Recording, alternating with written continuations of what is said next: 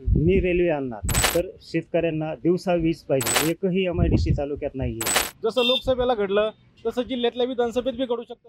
Times of डेमोक्रेसीची team घेऊन आम्ही आज आलेलो आहेत आष्टी, शिरूर, पाटोदा मतदारसंघात. आणि आष्टी तालुक्यातले सगळ्यात मोठी बाजारपेठ किंवा सगळ्यात मोठं गाव म्हणून कडा हे गाव ओळखलं जातं. या गावातलं नेमकं राजकारण, या तालुक्याचं राजकारण आपल्याबरोबर पत्रकार आहेत, आपण त्यांच्याकडून जाणून घेऊयात. त्यांनी जवळपास आपली आयुष्याची 23 वर्ष पत्रकारितेत घालवली आहे. आणि तुमच्या पत्रकारितेच्या दृष्टिकोनातून इथलं राजकारण कसं आहे? बीड म्हणलं की आता जातीय राजकारणी आल्या, सामाजिक तेढ निर्माण झाली, दंगली आल्या, सगळ्या गोष्टी झाल्या, पण खरोखर इथली ग्राउंड रियालिटी काय आहे? आम्ही कधीही न पाहिली अशी बीड लोकसभेची निवडणूक यावर्षी पाहिली. त्याचं मुख्य कारण म्हणजे बीड लोकसभेची निवडणूक अगदी सुरुवातीपासूनच जातीवादावर गेली आणि ती शेवटपर्यंत हा जातीवाद थोपण्यात कोणत्याही पक्षाला यश मिळालं नाही. अगदी आत्ता जर पाहिलं आपण तर पंकजाताई यांचा पराभव होण्यासारखी परिस्थिती मुळीच नव्हती, कारण त्यांच्या वडिलांचा खूप मोठा वारसा होता. मुंडे साहेबांचं काम खूप मोठं होतं, तरीही त्यांचा निव्वळ जातीवादामुळं पराभव झाल्याचं माझं मत आहे. आणि हा जातीवाद कोणालाही थोपता आला नाही. यामध्ये प्रामुख्याने जरांगे पाटील यांची जी मागणी आहे, मराठा समाजाला आरक्षण द्यावे, तर या मागणीवरच राजकारण बऱ्यापैकी फिरलं गेलं लोकसभेचं. आणि यापुढेही अजूनही राज्य सरकारने हा प्रश्न सोडवलेला नाही आहे.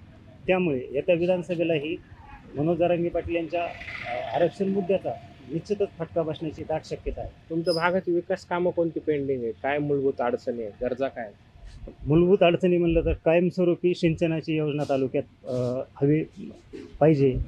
सध्या एक खुंटेफळ साठवण तलावाची जी योजना आहे, तर ती तात्काळ जर पूर्ण झाली तर त्या योजनेमुळे कमीत कमी 28,000 हेक्टर क्षेत्र ओलिताखाली येणार आहे. त्यासाठी भाजपाचे आमदार सुरेश धस हे प्रयत्नशील आहेत. बऱ्यापैकी त्याचं कामही झालेलं आहे, परंतु ती योजना प्रत्यक्षात पूर्ण होऊन शेतीला पाणी येईपर्यंत इथला शेतकरी सुखी समाधानी होणार नाही. याशिवाय ग्रामीण भागामध्ये जो विजेची समस्या आहे, तर शेतकऱ्यांना दिवसा वीज पाहिजे. शेतकऱ्यांची अशी मानसिकता आहे की 8 तासच द्या, परंतु दिवसा वीज द्या, रात्रीची वीज नका देऊ. ही प्रामुख्याने प्रश्न आहे. याशिवाय आष्टी तालुक्यामध्ये कोणतेही MIDC नाही आहे, तर MIDCचा प्रश्न सुटणं गरजेचं आहे. 3 तालुक्यांचा एक मतदारसंघ आहे, एक MIDC पण नाही तिन्ही तालुक्यात. एकही MIDC तालुक्यात नाही आहे. याशिवाय रेल्वेचा प्रश्न जो आहे, तर मी तर असं म्हणेन की माझ्या जन्मापासून मी रेल्वेचा प्रश्न ऐकतोय. किंबहुना मी ज्यावेळेस 18, 19, 20 वयाचा झालो, ज्यावेळेस मला मतदानाचा अधिकार आला, त्यावेळेसपासूनचे बीडचे जे खासदार आहेत, अगदी स्वर्गीय बबनराव ढाकणे हे जनता दलाच्या चक्र या चिन्हावर निवडणुकीस उभा होते. मी लहान असताना मी त्यांचे भाषण ऐकलेले. मी रेल्वे आणणार. प्रत्येक जण नेता हा रेल्वे आणण्याचे आश्वासन देतच राहिला. रेल्वे आली की आता चालू झाली? रेल्वे आली, ती फक्त नगर ते आष्टी ही शटल सेवा सुरू झालेली आहे. नगर ते आष्टी एसटीने जर प्रवास केला तर आपण 1.5 तासात पोहोचतो, परंतु आमचे हे रेल्वेचं गणित जरा वेगळंच आहे. आष्टी ते नगर या रेल्वेसाठी 3.5 तास लागतात. मग मला सांगा, 1.5 तास प्रवास जिथं होतो तिथं 3.5 तास प्रवास कोण घालील? वेळ इतका कोणाला वेळ नाही आहे ना आज एवढा. तसं रेल्वे स्वातंत्र्यानंतर 75 दळणवळणाचं साधन आपली सोयीसुविधा व्हावी याच्यासाठी असतं, पण ते वेळ खाऊ असल्यामुळे लोक त्याला वापर करतात का? पण अजिबात नाही. ती जी शटल सेवा आहे त्याच्या आम्हीही बातम्या केल्या तर अगदी नगर ते आष्टी या रेल्वेचं जर पाहिलं आपण तर 20 प्रवासी असतात. म्हणजे त्या गाडीचा खर्च, आता असं सांगितलं जातं की त्या गाडीला वन टाईम यायला 45,000 रुपये खर्च येतो आणि तिचं जे भाड्याचे पैसे आहेत तर ते 1,000 रुपयाच्या आतमध्ये होतात. अरे बापरे, गंभीर परिस्थिती. हो, याच्यासाठी आष्टी ते पुणे किंवा आष्टी ते मुंबई ही जर रेल्वे सेवा सुरू केली तर रेल्वेही नफ्यात येईल. रेल्वे आल्याचं समाधान ही लोकांना लागेल आणि लोकांचं दळणवळण जे तर तेही वाढेल. लोकांनी लोकप्रतिनिधीकडे मागणी केली नाही का याच्याबद्दल? आष्टी ते पुणे किंवा आष्टी ते मुंबई या रेल्वे मार्ग सुरू होण्यासाठी खूप वेळा प्रयत्नही केले. आम्हीही पत्रकार म्हणून किंवा एक सामाजिक जबाबदारी म्हणून अनेक वेळा नेते लोकांना भेटलो, निवेदनं दिले. यापूर्वीच्या खासदारांना आम्हीही निवेदनं दिले, परंतु फक्त आश्वासन मिळालेत. अजूनही आष्टी ते पुणे किंवा आष्टी ते मुंबई ही रेल्वे सेवा सुरू झालेली नाही. काय अपेक्षा आहेत लोकप्रतिनिधीकडून? सिंचनाचा प्रश्न सोडावा, विजेचा प्रश्न सोडावा, कायमस्वरूपी तालुका बागायती व्हावा. याशिवाय आमच्या भागामध्ये ऊसाचं पीक मोठ्या प्रमाणात घेतलं जातं, मात्र या ठिकाणी एकही साखर कारखाना नाही आहे. आष्टी तालुक्यात कडा सहकारी साखर कारखाना जो होता तो किमान 15 वर्षापूर्वीच बंद पडलेला आहे. जेणेकरून आम्हाला आमच्या भागात जो ऊस पिकवला जातो, तर आम्हाला पश्चिम महाराष्ट्रातील साखर कारखान्यांच्या दारात जाऊन हात पसरावे लागतात की बाबा आमचा ऊस घेऊन जा. तेही आम्ही सभासद नसल्यामुळं आमचा ऊसाचा शेवटी विचार केला जातो. किंवा आमच्या ऊसाचा भाव हा पाडून मागितला जातो. मग या भावाने द्या तरच आम्ही नेऊ. त्यासाठी साखर कारखाना सुरू होणं ही मतदारसंघातला सगळ्यात जास्त आमचा कामगार जो आहे तो सगळ्या महाराष्ट्रभर असतो. 4 महिने 5 महिने कारखान्यामध्ये म्हणजे काम नसतं, जनावरांना चारा नसतो. हे नसणाऱ्या ह्या गोष्टी आहेत. असणाऱ्या गोष्टीमध्ये काय? असणाऱ्या गोष्टीमध्ये आमच्याकडे दुष्काळ असतो, त्याच्यानंतर आमच्याकडं दुराळा असतो, त्याच्यानंतर लाईट नसते. नसणाऱ्या गोष्टीमध्ये लाईट एक नसते आमच्याकडे, आणि असणाऱ्या गोष्टीमध्ये ऊन असतं भरपूर आमच्याकडे. स्वातंत्र्यापासून आम्ही सगळं झेलत आलेलो आहोत. बरं, त्याच्यात असं कोणता पक्ष असा राहिलेला नाही की त्या पक्षाचं सरकार होतं म्हणून आम्हाला चांगले दिवस.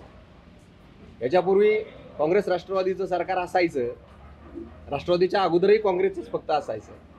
त्यावेळेसही काय व्हायचं की ते सगळे लोक पश्चिम महाराष्ट्रातले असायचे. आमच्याकडे फक्त नावाला एक मुख्यमंत्रीपद दिलं जायचं, आणि मुख्यमंत्रीपद दिल्यामुळं आमचे काही माणसं तिथं काही बोलायचे नाहीत आमच्या माहितीनुसार. आणि मग ते पाण्याचा प्रश्न आमचा काही तेव्हाही सुटला नाही. आणि मग लोकांना वाटलं ह्या नामांतराच्या वेळेस इथं बदल झाला मराठवाड्यात. खऱ्या अर्थाने शिवसेनेचे, भारतीय जनता पार्टीच्या युतीचे सीट निवडून आले. मग त्यावेळेस वाटलं लोकांना की नाही आता युतीचं सरकार येईल म्हणजे मग आता आपला काहीतरी बदल होईल. त्या 4.5 वर्षातही तितकासा झाला नाही, करण्याचा प्रयत्न केला गेला. पण ह्या वेळेस तर म्हणजे तो पाण्याचा जो प्रश्न होता आमचा, तो काय आमचा आणखी सुटला नाही. 2 प्रश्नांवर निवडणूक व्हायची. प्रचाराचे 2 मुद्दे असायचे. लोकसभेचे लागले की आगीन गाडी, आणि विधानसभा लागली की कुकडीचं पाणी. म्हणजे जो कोणी असेल तो म्हणायचा मी ते करतो, आणि लोकसभेचा उमेदवार म्हणायचा मी ते करतो. मिळालं का कोकणीचं पाणी? कुकडीचं पाणी आता काम झालेलं आहे. नाही, शिंपोराची नाही, हे मिकरीची. तर ते कुकडीचं पाणी म्हणजे जी योजना होती ती योजना कार्यान्वित झालेली आहे, पण त्या पाहिजे त्या प्रमाणात पाणी येत नाही. कोणत्या तलाव आहे ना, प्रत्येकी 600 कोटी आले, 600 कोटी आले, 1200 कोटी आले, पण हे कोटीच कुठं जातील हीच मिळ नाही. आमचं साहेब हे काम जे चालू आहे किती दिवसांपासून? 3 वर्ष झाले हे काम चालू आहे, आणि अजून सुद्धा ते पूर्ण नाही. म्हणजे ते चालूच आहे. म्हणजे आमचं सोलापूरचं थिएटर चालू झालंय, रोज एक वीट मांडायची त्याच्यावर, ती बंदच नाही ठेवू द्यायची. कारण लक्ष्मी वगैरे गेली इकडं तिकडं, तर मग त्याच्यामुळे ते चालू ठेवलेलं आहे. म्हणजे कुणाला असं वाटायला नको की आमच्याकडे विकास होत नाही. हे काम चालू आहे आमचं. कधी या तुम्ही, कामं चालू असतात आमच्या, पूर्ण झालेले असतात. गंभीर आहे. ज्या सरकार स्कीमा देत आहे ते गोरगरिबापर्यंत जात नाहीत. ज्यांना 10-10 लाखाचं उत्पन्न आहे त्यांना श्रावणबाळ चालू आहे, ज्यांना ओरिजिनल गरज आहे निराधारांना त्यांना काहीच भेटत नाही. तळागाळातल्या गोरगरिबां महिलांना ही स्कीमचं तसंच होणार आहे. हे जे मुख्यमंत्री लाडकी बहीण योजना काढली ना, ही तशीच आहे. मोठ्याल्यांना घरात पैसे, आणि ज्यांना गरज आहे त्यांना अजिबात काय येत नाही. हा जो मतदारसंघ आहे हा बीड जिल्ह्यातला सर्वात मोठा मतदारसंघ आहे, आष्टी पाटोदा शिरूर. तर या ठिकाणी पहिला प्रश्न रोजंदारीचा आहे. अनेक सुशिक्षित मुलं आहेत, पण त्या मुलांना उद्योगधंद्यासाठी मुंबई पुण्याशिवाय पर्याय नाही. इथं कितीही कष्ट केलं तर उपयोग होणार नाही, त्याच्यामुळे त्यांना मुंबई पुण्याला जावं लागतं. राहिला दुसरा प्रश्न, शेतीला कायमस्वरूपी पाण्याचा प्रश्न नाही, त्याच्यामुळं वारंवार पडणाऱ्या दुष्काळाला सामोरे जावं लागतं. आणि मग जो दुष्काळाला सामोरे गेलं तिथं प्यायलाच पाणी नाही, तिथं शेतीचा प्रश्न उभा राहतो. ह्याच्यामुळं ते एक फार मोठी अडचण आहे. आणि जे काही ते असा रस्त्याचा प्रश्न आहे, बऱ्यापैकी तालुक्यात रस्ते आता झालेले आहेत, पण हा जो राष्ट्रीय महामार्गाचा रस्ता आहे तर हा साधारणतः 16-17 महिने झाले काम चालू आहे. आणि राष्ट्रीय महामार्गाचे जे अभियंता आहेत राजेंद्र भोपळे म्हणून, तर यांच्या निष्काळजीपणामुळे हे रस्त्याचं काम एकदम ढिम्म चाललेलं आहे. तर ह्या रस्त्याच्या ढिल्ल्या कामामुळं अनेक या ठिकाणी अपघात झाले, अनेकांचा जीव गेला, तसा त्यांच्यावर गुन्हाही दाखल झालेला आहे. पण त्यांना काय त्याचं सोयीसुद्धा कुठं पडलेलं दिसत नाही. तर काय केलं पाहिजे, थोडंसं राज्यकर्त्यांनी बी आपण एक जबाबदार आहेत त्या हिशोबाने की बाबा आपण लोक आपल्याला निवडून का देतात, निवडून दिल्यानंतर आपण त्यांचं काय केलं पाहिजे हे बी थोडंसं त्यांनी थोडा अभ्यास केला पाहिजे.